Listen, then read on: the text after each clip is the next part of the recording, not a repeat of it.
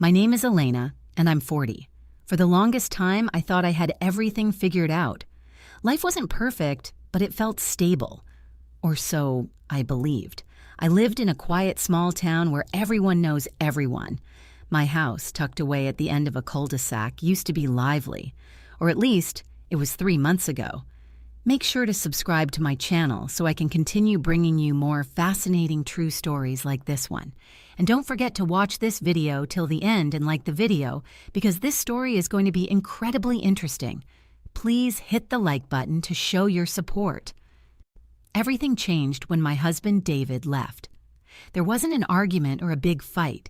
He just left behind a brief note on the kitchen counter next to the cold coffee I had made for him that morning. It simply read, "I need space." That was it. No explanation, no farewell. Nothing. I stared at the note, my hands trembling, feeling as if it was too heavy to hold. The first few weeks after David left felt like a blur. I just went through the motions, working at the bookstore I owned, coming home to an empty house, eating meals alone at a table that once felt full of life. Nights were the hardest. I'd lie in bed, staring at the ceiling, wondering what I had done wrong or how I missed the signs. I had no family close by. My parents had retired to Florida years ago, and my younger sister lived on the other side of the country. The only person I saw often was my neighbor, Sophia, who would drop by with her 2-year-old son. Her life seemed so perfect and full of love, which made my own loneliness feel even more intense. Then came Ryan. He was David's nephew, a college student who had just moved to town to study at the local university.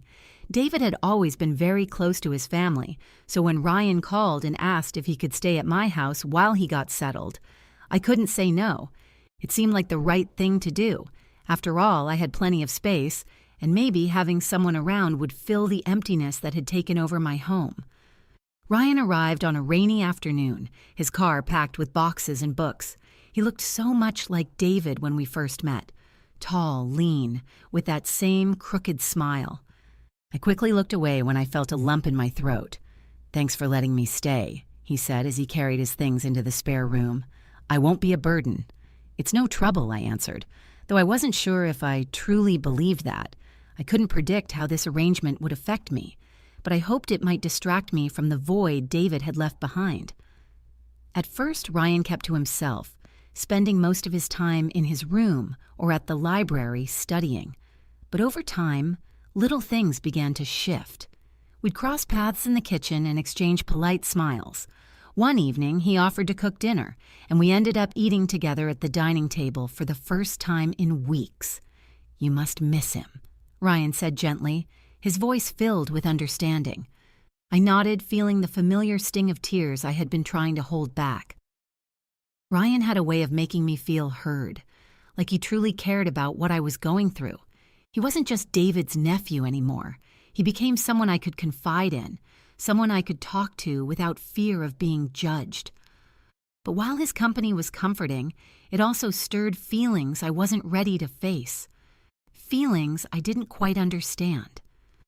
As days turned into weeks, Ryan's presence began to feel less like an interruption and more like a small comfort. He had a way of filling the silence, not with noise, but with his energy. The house didn't feel as empty anymore. Each evening, we shared more meals, and our conversations grew longer and more personal. It started innocently. He would ask about my favorite books, pulling them off the shelf to flip through while I explained what made them meaningful to me. I found out he loved photography and would show me pictures of places he had visited, sharing the world through his eyes. In those moments, there was a warmth I hadn't realized I was missing. One evening, as rain tapped against the windows, Ryan walked into the living room holding a mug of tea for me.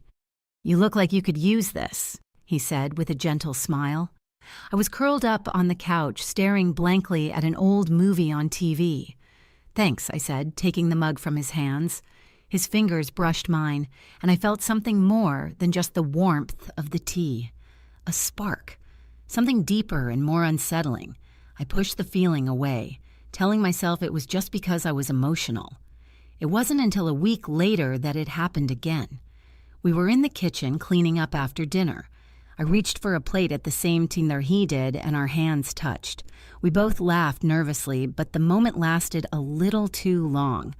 I looked up and met his eyes, and for a brief moment, the air between us felt charged with something I couldn't explain. I told myself it was nothing. He was just being kind, and I was overthinking it. But the small moments kept happening. One night, we stayed up late talking about David, his childhood, the things that made him smile, the way he used to brighten up a room. Ryan listened closely, his eyes full of understanding that made my chest tighten. "You must have loved him a lot," he said, his voice soft. "I did," I answered, my voice trembling. "But sometimes love doesn't feel like enough." Ryan didn't reply, but the look on his face told me he understood more than I thought. I felt guilty, as though just talking about it with him was a betrayal to David. But at the same time, it felt like Ryan had taken away some of the burden I had been carrying. As the days went by, I started noticing how much I looked forward to seeing him. I would wait in the kitchen when I heard him coming downstairs or stay up just to ask how his day had gone. It seemed harmless. I told myself I was just lonely, and he was being kind. That's all it was. But deep down, I knew it was more. There was a part of me that craved his attention in a way I couldn't explain. The way his eyes brightened when I laughed, or how his voice softened when he spoke to me. It wasn't just kindness, and I couldn't deny how it made me feel. One evening, as we sat on the back porch watching the sunset, Ryan turned to me. "You've been through so much," he said. "I don't know how you manage." "I don't have a choice," I replied, my voice shaky. "I just keep going." "You're stronger than you think," he said, his eyes steady. There was something in his gaze that made my heart race, admiration and something more. I looked away, scared of what I might feel if I looked at him too long. The tension between us grew every day. We never spoke about it, but it was there in the quiet moments, the way his hand lingered a second too long when he passed me a plate, the softness in his voice when he said my name. It was in the way my pulse quickened when he was near, no matter how much I tried to ignore it. One night, after dinner, I was cleaning up when Ryan came into the kitchen. "You should let me help," he said, taking the dish towel from my hands. "You've done enough for today." I wanted to argue, but the way he looked at me made the words get stuck in my throat. He reached past me to grab a plate, and his arm brushed against mine. The touch was quick, but it sent a shiver down my spine. I stepped back, my heart pounding. I should go to bed," I stammered, trying to avoid his gaze. "Elena," he said softly. I froze, gripping the edge of the counter. "You don't have to keep everything bottled up," he said. "It's okay to let someone in." His words hit me like a wave, and for a moment I felt like I might drown in the emotions they stirred. I turned to face him, my eyes searching his for answers. But I couldn't find the courage to ask. Before I could say anything, he stepped back, breaking the moment. "Good night," he said quietly. "Good night," I replied, my voice trembling. That night, as I lay in bed staring at the ceiling, I couldn't stop thinking about him, about the way he looked at me, about how he made me feel. It was wrong, I knew that. After all, he was David's nephew. But the loneliness I had carried for so long had felt unbearable. And somehow, Ryan had managed to ease that pain. I hadn't thought it was possible. But now I felt like I was standing at the edge of a cliff, torn between what I knew was right and what my heart was telling me. The lines between what I wanted and what I could have were becoming harder to see, and I wasn't sure how much longer I could stop myself from crossing them. It was a Friday evening, the kind that felt heavier than it should. The rain outside had turned into a steady downpour, and the sound against the windows filled the house. Ryan and I had just finished dinner. I could feel the tension between us, something unsaid but clearly there, building for weeks. As I cleaned the plates, Ryan leaned against the counter, watching me. "Elena," he said, his voice low and almost unsure. I turned to face him, holding the dish towel as if it could help me steady myself. "You've been doing everything for everyone for so long," he said. "Don't you ever let yourself just feel?" The question hit me harder than I expected. "I don't have time for that," I replied, avoiding his gaze. "There's too much to figure out, too much to handle." "You don't always have to be so strong," he said, stepping closer. "It's okay to let someone be there for you." His words were kind, but they felt like something more, a quiet intensity that made my heart race. I shook my head, trying to push it away. "Ryan, this isn't right," I said, but he gently interrupted me. I know it's complicated," he said softly, "but I also know you've been hurting, and I hate seeing you like this." My breath caught in my throat. I felt exposed, like he could see all the cracks and weaknesses I had been trying to hide. "You don't understand," I said, my voice shaking. "You're David's nephew. This isn't right." "I'm not trying to replace him," Ryan said, his tone steady but full of emotion. "I care about you, Elena, more than I probably should." The words hung between us, heavy and undeniable. My chest tightened, and I struggled to find the right response, but nothing came. Instead, I felt a wave of emotions: guilt, longing, confusion, and something I couldn't name. Before I could stop myself, I said, "You shouldn't say things like that." "But it's the truth," he replied, his eyes locking with mine. "And I think you feel it too." I wanted to deny it, to tell him he was wrong, but no words came. My silence spoke for me, and I saw a flicker of hope in his expression that terrified me. "I can't do this," I whispered, stepping back. "I can't cross that line." "I'm not asking you to," Ryan said, his voice still full of emotion. "I just want you to be honest with me, and with yourself. You don't have to carry all of this alone." Tears filled my eyes, making everything blurry. "This isn't fair," I said, my voice cracking. "To you, to me, to David. It's not right." "Maybe not," he admitted, "but that doesn't make it any less real." The next moment was a blur. I don't know who moved first, but suddenly the space between us disappeared. His hand brushed mine, and then he was holding it. His touch was comforting but electric. My heart pounded as he leaned in, his forehead resting gently against mine. "Tell me to stop," he whispered, "and I will." I opened my mouth, ready to say the words, to tell him this was wrong, but nothing came out. Instead, a tear slipped down my cheek as I stood there, caught between what I knew and what I felt. Before I could think, I pulled away, my chest rising and falling as I struggled to breathe. "I can't," I said, shaking my head. "I'm sorry, Ryan, I can't."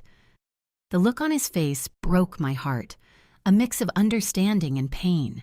He stepped back, giving me the space I needed, even though I didn't know how to use it. "I'm sorry," he said softly. "I didn't mean to make things harder for you." "You didn't," I replied, my voice barely audible. "It's not your fault." We stood there in silence, with only the sound of the rain outside breaking the tension. Finally, Ryan nodded and walked out of the kitchen, leaving me alone with my thoughts. I leaned against the counter, tears streaming down my face. I was flooded with emotions.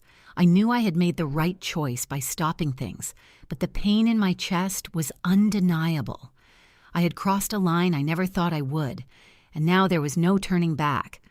The bond between Ryan and me had changed, and no matter what happened next, things would never be the same. The next morning, the house was quiet. Ryan's door was closed, and I didn't have the courage to knock. I kept myself busy with chores, trying to move my hands so my mind wouldn't wander, but it didn't help. The events from the night before played over and over in my head. Every moment, every word, every unspoken feeling. I felt a deep ache in my chest, a weight I couldn't shake. Guilt twisted inside me, but it wasn't just guilt. There was something else, a longing I didn't want to face, a quiet wish for something I knew could never be. I had crossed a line, and even though nothing had happened, the space between Ryan and me was forever changed. As the hours passed, I found myself staring out the window at the rain-soaked yard. My reflection in the glass looked like a stranger, tired, confused, and lost. I wondered who I was now. Was I still the loyal wife mourning her husband, or was I someone who had let loneliness cloud her judgment? Maybe I was both. By late afternoon, I finally found the courage to talk to Ryan. I knocked softly on his door, my heart pounding.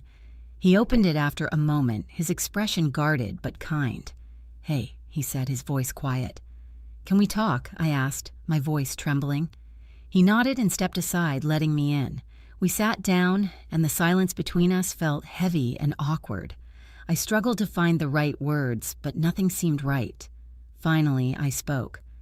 "I'm sorry for last night." "You don't have to apologize," Ryan said, his voice gentle. "I shouldn't have said what I did. I care about you, Elena, more than I probably should, and I didn't know how to keep that inside anymore." His honesty hit me hard, sharp, and painful. "I care about you too," I whispered, "but it's not right. You're David's nephew, your family, and I don't know how to deal with what I feel. And what I know is wrong." Ryan nodded, his eyes focused on the floor. "I get it," he said softly. "I really do. And I don't want to make things harder for you. Maybe it's best if I move out." The thought of him leaving made my heart sink, but I knew he was right. "I think that might be best," I said, though the words felt like a betrayal. "It's not because I don't value you, Ryan. It's because I do." For the next few days, we barely spoke. Ryan started packing his things, and with each box he carried out, the house felt emptier. I found myself standing near the spare room, listening for the sounds of his footsteps, his quiet hum as he worked. When the day came for him to leave, I stood at the door, trying to hold my emotions in check.